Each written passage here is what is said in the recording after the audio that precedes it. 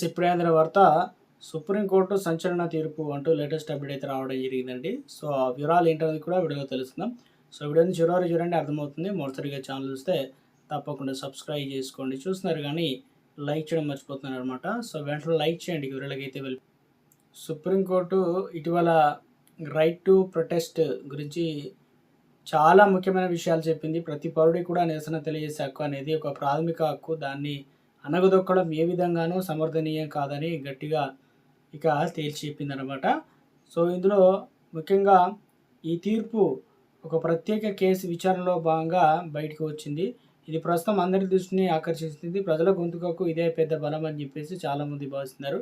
So court తన వ్యాఖ్యలలో ప్రజలు చేపట్టే నిరసనలు ఎప్పుడు శాంతియుతంగా చట్టాల పరిధిలోనే ఉండాలని నొక్కి చెప్పింది. అయితే ప్రభుత్వం వాటిని అనవసరంగా ఇక ఆపడానికి ప్రయత్నించకుండా ఒక క్రమ పద్ధతిలో అనుమతించాలని సూచించింది. ఇలా చేయడం వల్ల ప్రజాస్వామ్యం మరింత పటిష్టమవుతుందని న్యాయమూర్తులు అభిప్రాయపడ్డారు.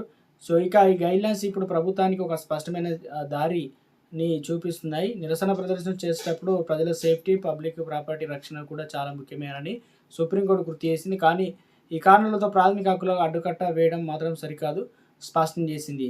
ప్రతి ఒక్కరు కూడా బాధ్యతగా వ్యవహరిస్తూ తమ అభిప్రాయాలను బయటపెట్టవచ్చని సందేశాన్ని ఈ తీర్పు మనకిస్తుంది. ఇది ప్రజలకు ఒక భరోసా లాంటిది. మొత్తం చూసుకుంటే సుప్రీంకోర్టు ఈ నిర్ణయం ప్రజాస్వామ్య స్ఫూర్తిని బలోపేతం చేసే దిశగా ఒక పెద్ద ముందడుగు అని చెప్పేసి రాజకీయ విశ్లేషకులు అభిప్రాయం వ్యక్తం చేస్తున్నారు.